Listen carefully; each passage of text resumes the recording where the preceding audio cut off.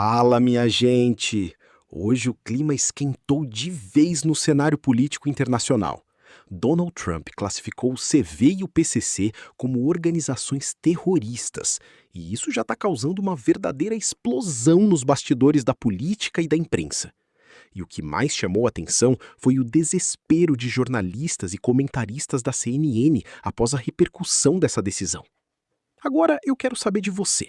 Essa medida vai ajudar no combate ao crime ou é apenas mais um movimento político? Comenta aqui embaixo porque a sua opinião é muito importante. E já deixa o like, se inscreve no canal e compartilha esse vídeo, porque aqui a informação chega sem filtro. Também já em tela. Pedro, o Brasil temia, sabia que havia uma possibilidade, mas a minha impressão é de que, talvez agora com a ida de Flávio Bolsonaro e com os encontros, o medo tenha aumentado um pouco. Mas até antes disso, a minha impressão é de que havia uma sensação ali de que esse risco tinha sido talvez um pouco adiado ou não. Olha, Thaís, o fato é que essa decisão do governo norte-americano pressiona o presidente Lula, o governo brasileiro e o Partido dos Trabalhadores a se posicionar contra a medida adotada pela Casa Branca, porque essa é a posição do governo que teme que isso abra brechas para intervenção ilegal e ainda que isso prejudique o sistema financeiro e também as empresas nacionais aqui no Brasil. Portanto, o presidente Lula agora vai ter que encontrar uma fórmula narrativa para se defender desse assunto, porque a decisão da Casa Branca instrumentaliza Flávio Bolsonaro no debate sobre segurança pública. É um debate que tem fácil aderência do eleitorado, é fácil você entender do que se trata, você classificar duas facções criminosas que atuam no Brasil inteiro como terroristas, mas é mais difícil você convencer a população ou fazer a população entender os riscos que estão embutidos nessa decisão, segundo o governo brasileiro. Essa é uma decisão que foi tomada no momento em que o Donald Trump não está olhando para a América Latina. As atenções do presidente dos Estados Unidos estão todas voltadas para a guerra no Irã. Com isso, essa ala mais ideológica da Casa Branca, mais ligada ao MAGA, ela ganha mais espaço nos assuntos que não são referentes ao Oriente Médio. E aí, portanto, o presidente dos Estados Unidos, nesse contexto que eu mencionei, recebeu Flávio Bolsonaro na Casa Branca para um encontro rápido, mas tomou cuidado de não publicar nenhuma mensagem nas redes sociais, não fazer nenhum comunicado oficial, ao contrário do que ele fez em outras visitas de pré-candidatos ou de candidatos de outros países que representam o campo da direita. Nesse caso, o Donald Trump preferiu manter as pontes com o governo brasileiro porque está mais preocupado com a aproximação do Brasil com a China do que com as questões de cunho ideológico. Então, existe uma ala ideológica na Casa Branca, existe uma ala mais pragmática da diplomacia norte-americana. Essa ala pragmática quer que o Brasil fique próximo, sabe da possibilidade nada desprezível de o presidente Lula se reeleger, portanto, eles querem que o Brasil fique mais próximo da área de influência da Casa Branca do que da área de influência da China. Mas como nesse momento Donald Trump tem outras preocupações maiores, então essa ala acaba ganhando esse espaço, ganhando essa possibilidade de contemplar, que acaba contemplando pelo menos o clã Bolsonaro, a família Bolsonaro e o Flávio na sua campanha pela presidência da República. Juliana Lopes também com a gente. Juliana, o Pedro traz aqui essa pressão sobre o presidente da República. Quantas vezes, presidente Lula, nós falamos aqui da sensibilidade que sempre existiu, tanto para o governo Lula quanto para o Partido dos Trabalhadores, tratar do tema da segurança pública. O governo lançou aquele programa faz algumas 2 semanas, 11 bilhões de reais, sendo dinheiro do BNDES, via BNDES, para financiar a compra de armas dos estados, enfim, tentar demonstrar ali que estava agindo em prol da melhora da segurança pública, mas sabe que é um calcanhar de Aquiles do seu posicionamento histórico politicamente.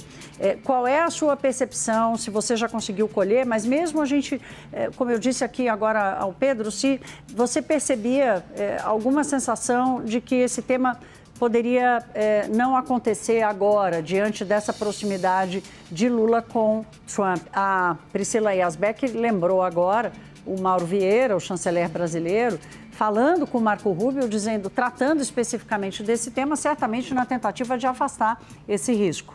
Exatamente, havia uma tentativa de afastar esse risco, mas a gente trouxe aqui, inclusive, a apuração no Hora H, Thaís, de que quando houve aquela conversa entre Lula e Trump, e isso não foi tratado diretamente pelos presidentes, isso acendeu um alerta da diplomacia, porque o que não é tratado, o silêncio também diz muito sobre algumas informações. E a avaliação que eles faziam e fazem ainda é que tem algumas questões que são muito difíceis de serem destravadas e que isso que está acontecendo hoje era dado quase como certo de que ia acontecer. Aí vamos lembrar o que a gente já trazia lá atrás. O presidente Donald Trump fez um conselho, para tratar sobre questões de segurança da América do Sul com vários países e o Brasil se negou a participar, não participou inclusive das reuniões. Ali, por exemplo, já tinha sido tratado com o Paraguai de que essa classificação ocorreria não só para o Brasil, mas também para outros países. O sinal de alerta naquele momento para o governo brasileiro era de que, ainda que o Brasil não fosse afetado, não tivesse essa classificação mudada pelos Estados Unidos, atuações, operações poderiam acontecer, intervenções dos Estados Unidos na fronteira e poderia deixar o Brasil acuado. Agora, o que a gente está vendo é um avanço disso, essa classificação mudando aqui no território brasileiro, com todas essas possibilidades que você trouxe de, inclusive, interferência no sistema financeiro. Isso faz com que o Brasil possa levantar, pelo menos o governo possa levantar de novo aquele discurso da soberania, mas eu acho que o mais importante dessa conversa é a gente lembrar que havia essa possibilidade de que isso acontecesse e isso era dado quase como certo. Então, é claro que tem ali uma proximidade de Flávio Bolsonaro, uma foto, uma conversa com Marco Rubio, mas é importante a gente dizer que foi ali tratar de um tema que já era dado como certo, uma mudança na classificação até pela diplomacia brasileira, o que acaba diminuindo um pouco o tamanho da influência dos bolsonaristas sobre essa decisão que foi tomada. Mas é claro que isso é dado como um ganho político. Um outro ponto que a gente trazia aqui era que as investigações da Seção 301, apesar do governo ter ganhado tempo, é outro tema, que é dado quase como certo pela diplomacia, de que haverá sanções ao Brasil e de que tarifas vão ser ampliadas. Então, esses dois pontos estavam em negociação. Havia uma tentativa de Mauro Vieira de convencer ali os Estados Unidos a não mudarem essa classificação, mas a partir do momento em que o presidente Lula não trata desse assunto com Donald Trump diretamente, isso foi visto pela diplomacia como uma sinalização de que algo já estava quase decidido, praticamente decidido, e que era um assunto incômodo para ser tratado com Donald Trump naquele momento. Agora, é entender exatamente quais vão ser as consequências dessa mudança quando de fato ela ocorrer.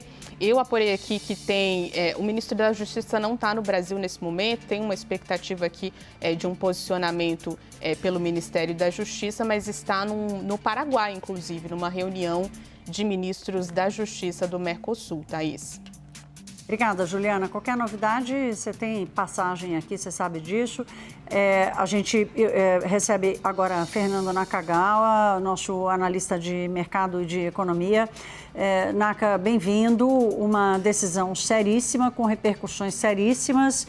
O que você espera da reação, por exemplo, do setor financeiro, atuação das empresas? Há uma gama enorme de repercussões e impactos que essa medida pode causar. Talvez, Thaís, a partir de amanhã seja a grande vítima imediata desta decisão. E eu tenho esse ponto de vista a partir do que disse Lincoln Gakia em março. Em março eu conversei com ele em Boston durante a Brasil Conference e perguntei exatamente sobre esta hipótese.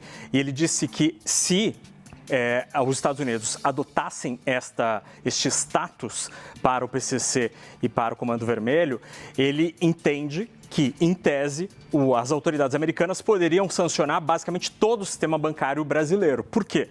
Porque a REAG hoje ela é investigada por uma suposta ligação com o PCC e a REAG está na órbita do Banco Master. Segundo o Gaquia, estas duas entidades, por essa suspeita de ligação com o PCC, poderiam ser sancionadas. E, na sequência, todos os CNPJs que fizeram algum negócio com eles. E aí o promotor lembrou, naquela conversa que eu tive com ele em março, que todos os bancos venderam títulos do Master ou fundos da REAG.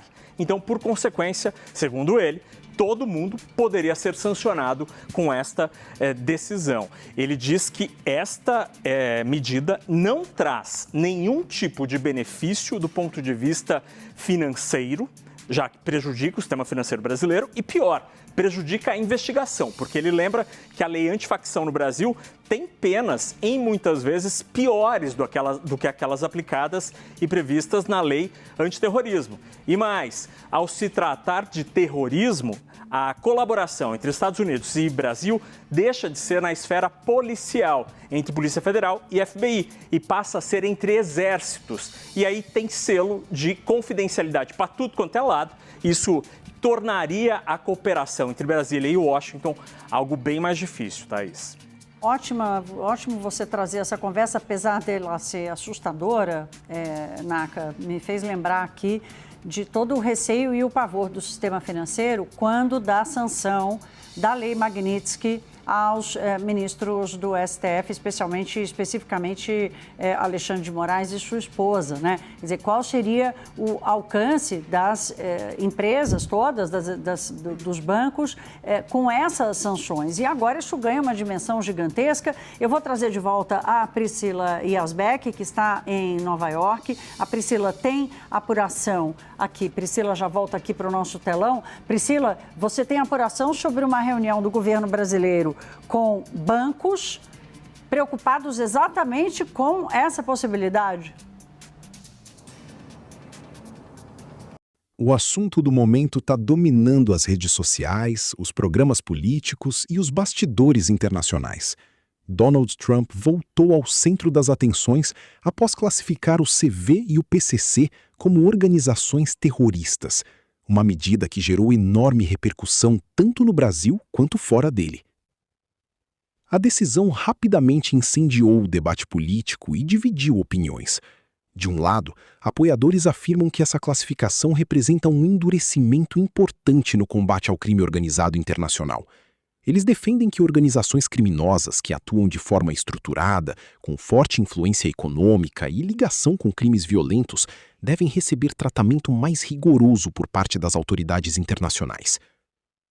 Do outro lado, críticos apontam que a medida pode gerar consequências diplomáticas e jurídicas complexas, além de aumentar tensões políticas entre grupos ideológicos.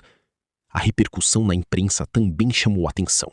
Comentários feitos em programas da CNN viralizaram nas redes sociais, principalmente entre influenciadores e perfis políticos que acusaram jornalistas de minimizar a gravidade do crime organizado. Nas redes, o tema explodiu. Hashtags ficaram entre os assuntos mais comentados e milhares de pessoas passaram a discutir os possíveis impactos dessa decisão. Muitos enxergam o movimento como uma estratégia política forte de Trump para reforçar sua imagem de combate ao crime e endurecimento da segurança pública. Outros acreditam que isso pode abrir precedentes internacionais importantes para futuras ações contra facções criminosas. O fato é que a notícia gerou uma enorme mobilização e colocou novamente temas como segurança pública, crime organizado e influência política no centro das discussões. Independentemente da posição política de cada pessoa, o debate mostra como decisões internacionais podem ter impacto direto na política brasileira e na opinião pública. E agora fica a pergunta: essa decisão realmente pode enfraquecer organizações criminosas ou tudo isso vai acabar ficando apenas no discurso político?